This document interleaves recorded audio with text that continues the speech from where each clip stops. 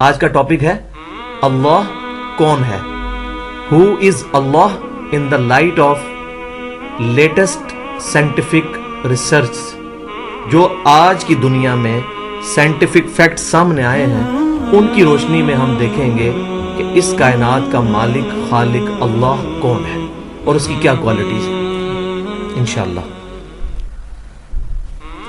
تو سب سے پہلی اور ضروری چیز یہ کہ ہم میں سے ہر شخص کبھی تنہائی میں اکیلے بیٹھ کے اس چیز کے اوپر تفکر کرے، اس پر غور کرے، ہر بندہ اپنے طور پہ، کہ میں کون ہوں، میں کہاں سے آیا، میرے ماں باپ کہاں سے آئے، میرے ماں باپ کو کس نے پیدا کیا، اور کیا یہ جو دنیا کی زندگی ہے اس میں میرا کام صرف کھانا پینا اور وقت گزارنا اور مر جانا ہے، یا یہ دنیا کی زندگی کوئی مقصد کے لیے ہے، اور دنیا میں جو نیک اعمال کرتا ہوں اس کا موٹو کیا ہے، اور میں جو برائی سے بچتا ہوں تو کیوں بچتا ہوں، اس کے پیچھے ڈرائیونگ فورس کیا ہے.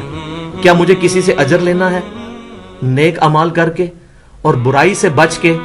کیا میں نے کسی کے غضب کا شکار ہونے سے بچنا ہے؟ کوئی موٹو پیچھے موجود ہے، یا میں بس ایویں ایک ریت کے تحت یہ سارے کام کر رہا ہوں؟ پھر دوسری چیز ہم یہ سوچیں کہ میں نے جس زندگی میں آنکھ کھولی اس زندگی کے اندر میں نے کتنی اسٹیبلش چیزیں دیکھی ہیں، مثلا سمندر، دریا، نہریں، بادل، بارش، برف، پہاڑ، چٹانیں، درخت، پھل، پھول، دنیا کے جانور، پرندے، چرند، اتنی اسٹیبلش مخلوقات جو میں دیکھتا ہوں.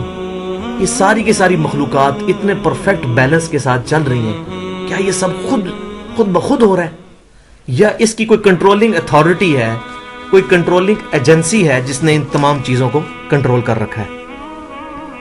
پھر اگر میں رات کے وقت کبھی آسمان کی طرف نگاہ اٹھاؤں اور دیکھوں کہ آسمان پہ کتنے ستارے ہیں، دن کے وقت سورج نظر آتا ہے، رات کے وقت چاند، ستارے، اتنی ساری چیزیں نظر آتی ہیں، اور یہ ہم بچپن سے دیکھ رہے ہیں اور صدیوں سے ہمارے آباء و اجداد یہ ساری چیزیں دیکھ رہے ہیں. یہ ساری کی ساری چیزیں ایک اسٹیبلش نظام کے تحت چل رہی ہیں. اتنا بڑا نظام، اتنے بڑے بڑے کام کیا خود بخود ہو رہے ہیں؟ اس چیز کے اوپر کبھی ہم غور کریں. تو آج ہم نے اسی سوال کا جواب تلاش کرنا ہے کہ یہ تمام معاملات کیا خود بخود ہو رہے ہیں، یا ان کو کوئی سپر نیچرل اتھارٹی ہے، کوئی سپر نیچرل ایجنسی ہے، کوئی سپریم اتھارٹی ہے جو ان چیزوں کو کنٹرول کر رہی ہے. اس چیز کو سمجھنے کے لیے پہلے میں آپ کو ایک ایگزامپل دیتا ہوں کہ دیکھیں دنیا میں اس وقت دو بڑے ایئر کرافٹس ہیں جو چل رہے ہیں. نمبر 1 ایئر بس A380 جس میں تقریباً 555 مسافروں کی گنجائش ہے، اور دوسرا جو ہے وہ 1970s سے چل رہا ہے بوئنگ 747، اس میں تقریباً 400 مسافر آتے ہیں.